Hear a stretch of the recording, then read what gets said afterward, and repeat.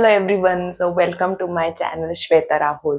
तर आज आहे 26 जानेवारी आणि सकाळी भरपूर गोंधळ होता आणि आम्हाला पण जायचं होतं फ्लॅग होस्टिंगला. तर तो व्हिडिओ मी शेअर केला आहे, तर तुम्ही नक्कीच बघा. प्रजासत्ताक दिन स्पेशल व्हिडिओ आहे.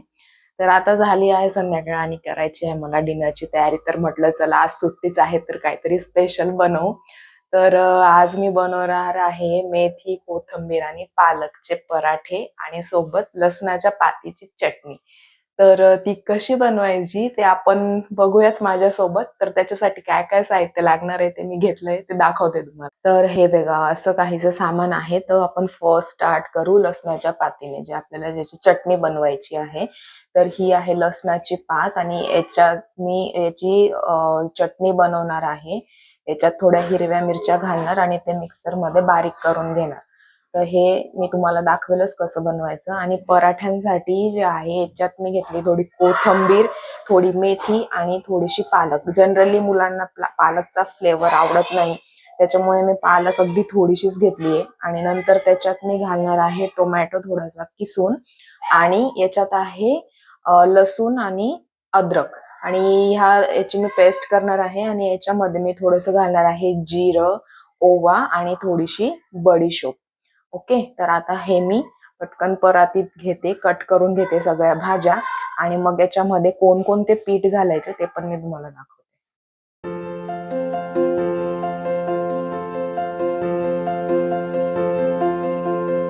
तर ह्या ज्या भाज्या आहेत त्या मी अगदी बारीक चिरून घेतल्या आहे, आणि याच्या ज्या स्टेम्स पण आहेत त्या पण मी थोड्या घेते, कारण खरा जो फ्लेवर असतो तो ह्या स्टेम्स मध्येच आपल्याला मिळतो. म्हणून मी अगदी बारीक चिरून घेणार आहे. मुलं जनरली पालक खात नाही, पालक खायला कंटाळा करतात. मग अशा प्रकारे जर दिलं तर बरोबर खाऊन घेतात, नखरे करत नाही. तर हे बघा, असं मस्त छान बारीक चिरून घेतलंय. आणि हे मी टाकणार आहे आता सगळ्या भाज्या एकत्र ह्या परातीत. हे बघा, आता इथे छान सगळ्या भाज्या मी घेतल्या. आता मी याच्यात घालणार आहे हा टोमॅटो किसून, आणि अद्रक, लसूण, जिरं, बडीशोप आणि थोडासा ओवा याची पेस्ट. आता याच्यात टाकते मी थोडं जिरं. जिरं थोडं जास्तच घाले, जरा टेस्ट येते चांगली. नंतर थोडी बडीशोप,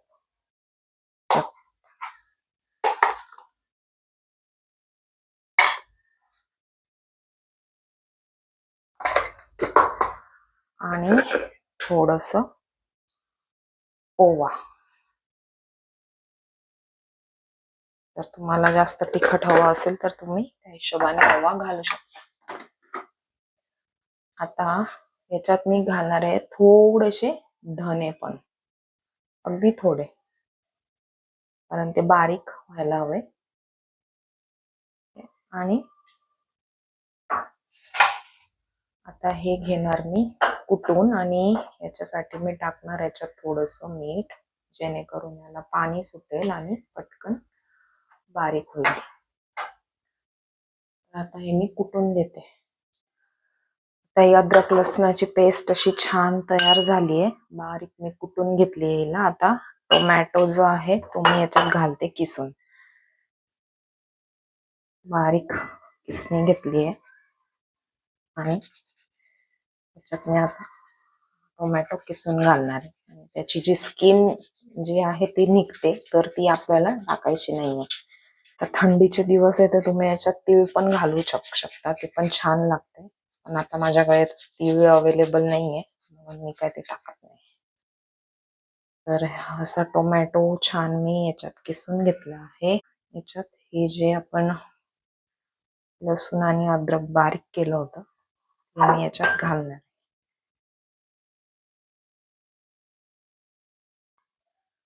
आता याच्यात जातील मसाले चवीप्रमाणे. तुम्हाला जेवढं तिखट हवं आहे, जेवढं लागतं त्या हिशोबाने चटणी आणि थोडीशी हळद, आणि मी थोडं हिंग पण याच्यात घालणार आहे. आता आपण बघू याच्यामध्ये मी पीठ कोणते कोणते घालणार आहे. तर इथे माझ्याकडे 4 प्रकारचे पीठ आहे. बेसन, ज्याच्यामुळे थोडंसं क्रंचीनेस येईल त्याला, तर मी बेसन घालणार आहे. आणि याच्यात आहे माझ्याकडे थोडंसं नाचणीचं पीठ, ते पण मी घालणार आहे. मुलांना पण खूप हेल्दी असतं आणि ते पण अशी चपाती किंवा भाकरी डायरेक्ट खात नाही, तर मी हे असं मिक्स करून देते. नंतर इथं आहे थोडंसं ज्वारीचं पीठ आणि इकडे आहे अगदी थोडं गव्हाचं पीठ मी याच्यात घालणार आहे. मोस्टली जे आहे ते बेसन आणि नाचणी, त्याच्याने क्रंचीनेस पण खूप छान येतो. आता हे पीठ मी सगळं याच्यात टाकते आणि डो तयार करून घेते. आता सगळे पीठ मी घेतले आहे याच्यात आणि आता चवीनुसार मीठ घालणार याच्यामध्ये. पण मीठ मी अगोदर टाकलं नव्हतं. आता चवीप्रमाणे मीठ घालणार आणि मळून घेणार आहे. जसं लागेल तसं याच्यामध्ये मी पीठ ऍड करत जाणार. तर आता तुम्ही बघू शकता मी पीठ मळून झालं इथे. मी अगदी सैलसरच ठेवले कारण याला आपल्याला कपड्यावर थापायचंय. आणि आता लसणाच्या चटणीसाठी मी घेतली ही पात. आता मी याला बारीक कट करणार याच्या मुळांसकट, कारण याच्यामध्ये जास्त टेस्ट असते. आणि थोड्याशा हिरव्या मिरच्या, तर हे मी फक्त मिक्सरला बारीक करून घेणार. ओके, तर आता लसणाची पात, हिरव्या मिरच्या आणि मीठ आणि थोडंसं जिरं आणि हे मी करून घेणार आता मिक्सरला बारीक. तर आता इथे सगळी तयारी झाली, आपलं पीठ पण रेडी आहे. तवा पण मी गॅसवर ठेवला आहे आणि मी घेतला आहे हा एक जुना पोळ्यांचा कपडा आणि त्याला मी थोडंसं ओलं केलं आहे. हा मखमली कपडा आहे आणि त्याला थोडंसं ओलं करून आता याच्यावर मी हे थापणार आहे.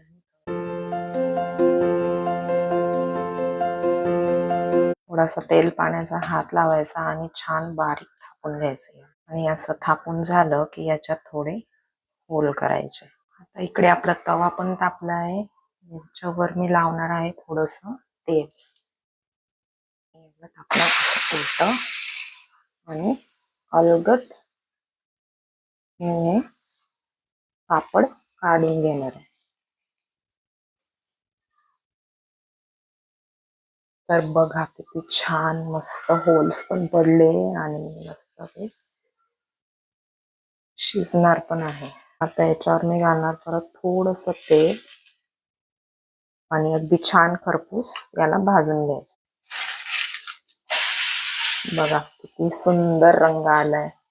छान असं खरपूस मस्त भाजून घ्यायचंय याला. अगदी सगळ्या भाज्यांचा हिरवागार छान रंग उतरलाय त्याच्यामध्ये. आणि खाण्यासाठी पण अगदी खरपूस लागतील कारण आपण सगळ्या प्रकारचे पीठ याच्यामध्ये घातलेले आहेत. आता हा धपाटा छान रेडी झालाय. आता याला मी उतरवते आणि मी याला ठेवणार आहे या जाळीवर, जेणेकरून त्याची जी वाफ आहे ती वाफ खालून निघून जाईल आणि त्याला घाम सुटणार नाही. तर सगळे थालीपीठ मी असे एक एक याच्यावर या जाळीवर ठेवून घेणार आहे. तर हे बघा असे छान मस्त सगळे मी धपाटे तयार करून घेतले आणि सगळे वाफ गेली आहे छान या स्टँडवर ठेवल्यामुळे. अगदी खुसखुशीत झाले आहे. आणि इकडे आहे छान लसणाची चटणी बारीक केलेली मस्त. ठीक आहे, तर असा होता आजचा एकंदरीत मेन्यू संध्याकाळचा. तुम्हाला ही आजची रेसिपी कशी वाटली मला नक्की सांगा आणि चॅनलला लाईक, शेअर आणि सबस्क्राईब नक्की नक्की करा. असेच ब्लॉग्स तयार करण्यासाठी अजून प्रोत्साहन मिळतं तुमच्या अशा कमेंट्समुळे, सबस्क्रिप्शनमुळे.